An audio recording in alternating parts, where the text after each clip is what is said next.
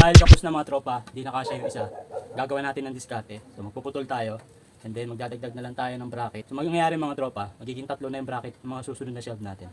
Gawa natin ang paraan, diba? Tara, simulan na natin.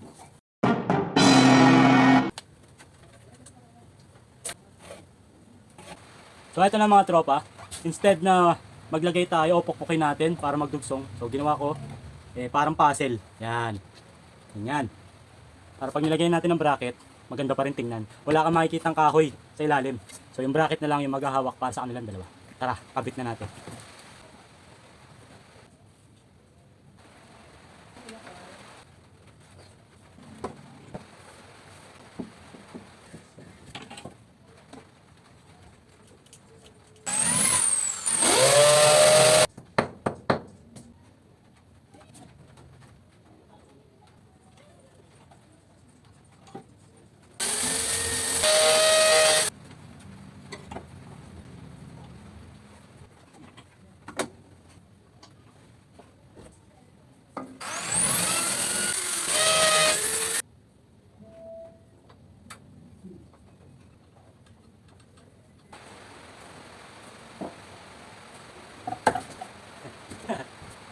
So nakakadalawang shelf na tayo mga tropa. O, di ba?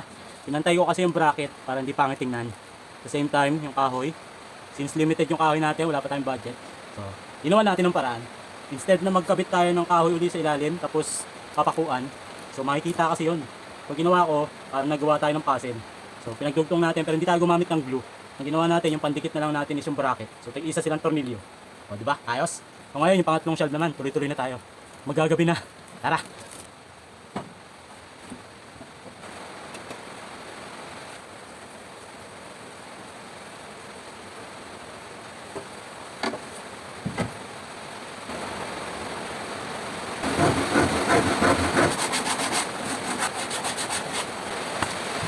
Ang lakas na ulan mga tropa.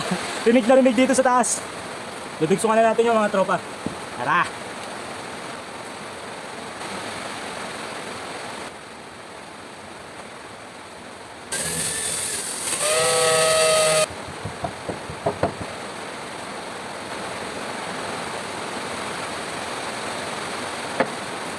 Ah! Ayos na diba tropa? Nakakatatlo na tayo. Sana matapos natin yung buong to. Yung buong shelf na to. Hindi na problema ko ba kapusin tayo ng kahoy. Kasi yun sa ilalim, bala ko mga tropa, malapad. Kasi maglalagay tayo ng mga balde sa ilalim para sa mga maliliit nating laruan. So halo-halo na yun, yung mga tagka 10 peso natin. Haba pa naman yung oras natin. Problema lang natin is materialis. Lalo na ngayon umuulan. So pawis na pawis ako, hindi ako pwede mabasa ng ulan, baka magkasakit tayo.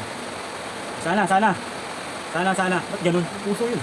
Sana umabot yung natin, yung kahoy natin. Kung di man, gawa tayo ng paraan. May mga retaso tayo dyan na plywood. Baka yun ang gamitin natin. Problema lang sa plywood, lumulundo. So magbibrings pa tayo ng 2 portos. Mas magastos. Magawa na natin ng paraan to. Sana umabot. So, tatlong shelf na. Simulan na natin. Malalaman natin sa dulo. Tara. Inom muna tayong tubig. Ang init. Up.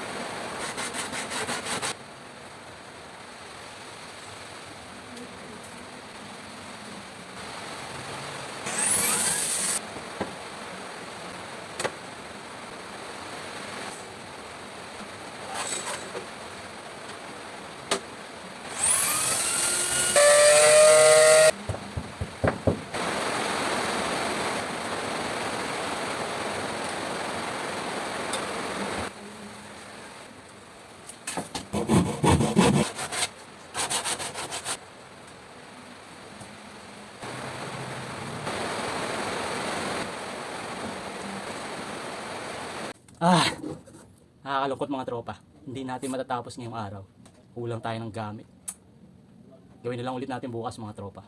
Pero kahit na hindi natin natapos, simulan natin maglagay ng mga laruan. Excited na ako. Tara, samahan niyo ako.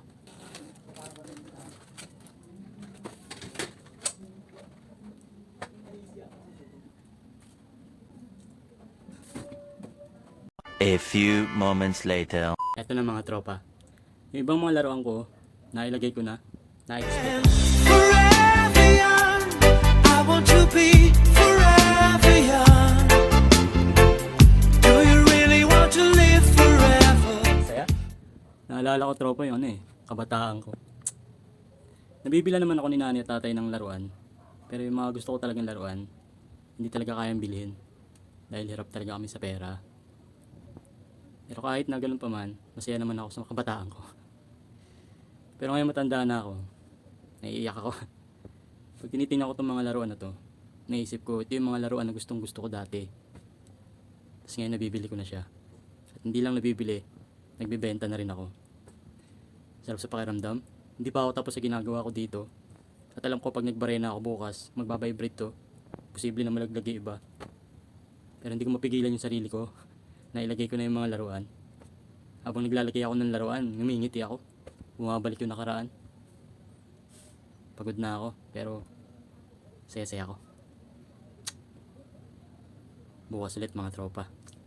Buti pa si Tonton at mga binibenta ni Tonton. Peace.